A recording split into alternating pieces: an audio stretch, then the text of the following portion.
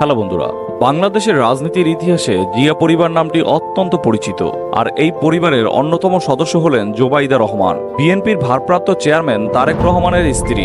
শুধু তারেকের স্ত্রী ও জিয়া পরিবারের সদস্য বলে যে তিনি এত জনপ্রিয় তা কিন্তু নয়। জোবাইদার পৈতৃক ও পারিবারিক ক্ষমতার কথা শুনলে আপনিও অবাক হবেন। তার এই ক্ষমতা ও জনপ্রিয়তার কারণে বাংলাদেশের অনেক রাজনৈতিক ব্যক্তিরা ধারণা করেন তারেক জিয়া নয়, জোবাইদা রহমানই হয়তো বাংলাদেশের ভবিষ্যৎ প্রধানমন্ত্রী হবেন।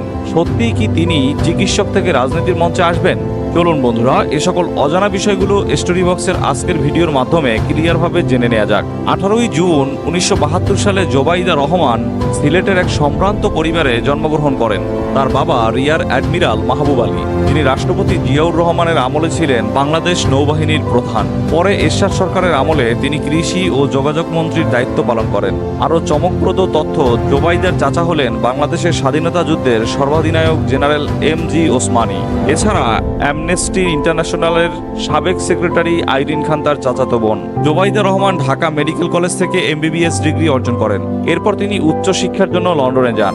সেখানে বিশ্বখ্যাত লন্ডন ইম্পেরিয়াল কলেজ থেকে মেডিসিনে এমএসসি সম্পন্ন করেন, তাও রেকর্ড নম্বর ও স্বর্ণপদক পেয়ে। 1995 সালে চিকিৎসকদের মধ্যে প্রতিযোগিতামূলক বিসিএস পরীক্ষায় প্রথম হয়ে তিনি বাংলাদেশ সরকারের স্বাস্থ্য ক্যাডারে যোগ দেন। 1994 সালের 3রা ফেব্রুয়ারি তারেক রহমানের সঙ্গে বিবাহ বন্ধনে আবদ্ধ হন জোবাইদা রহমান। এই দম্পতির একমাত্র কন্যা জাইমা রহমান।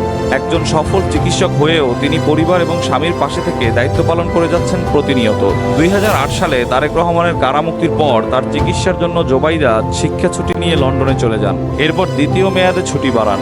তবে পরে দেশে ফিরে না আসায় আওয়ামী লীগ সরকারের স্বাস্থ্য মন্ত্রণালয় তাকে বরখাস্ত করে। 2008 সালে জরুরি সরকারের সময় দুর্নীতি দমন কমিশন দুদক জোবাইদা, তারেক ও তার মায়ের বিরুদ্ধে অবৈধ সম্পদের মামলা করে। জ্ঞাত আয় বহির্ভূত সম্পদের অভিযোগে 3 বছরের কারাদণ্ড ও 35 লাখ টাকা জরিমানা করা হয় জোবাইদাকে। তবে 2024 সালে এই সাজা স্থগিত করা হয়। 17 বছর লন্ডনে থাকার পর 2025 সালের মে মাসে তিনি তার শাশুড়ি খালেদা জিয়ার সঙ্গে দেশে ফেরেন এবং শোনা যাচ্ছে তাকে সরকারি চাকরিতে পুনর্বহাল করার চিন্তাভাবনা চলছে। এছাড়াও তার ফেরাকে বিএনপির জন্য গেম চেঞ্জার বলেও মনে করছেন অনেকে। বিভিন্ন দলের নেতাকর্মীরা তার শিক্ষা ও যোগ্যতা দেখে এও ভাবেন যে তাকে বিএনপির প্রধান নেতৃত্বে অথবা ভবিষ্যৎ প্রধানমন্ত্রী হিসাবেও দেখা যেতে পারে। জোবাইদার রাজনীতিতে আসার সম্ভাবনা নিয়ে সাবেক প্রধানমন্ত্রী শেখ হাসিনা একবার বলেছিলেন, সে শিক্ষিতা, ভালো বংশের মেয়ে, রাজনীতিতে এলে ভালোই হবে।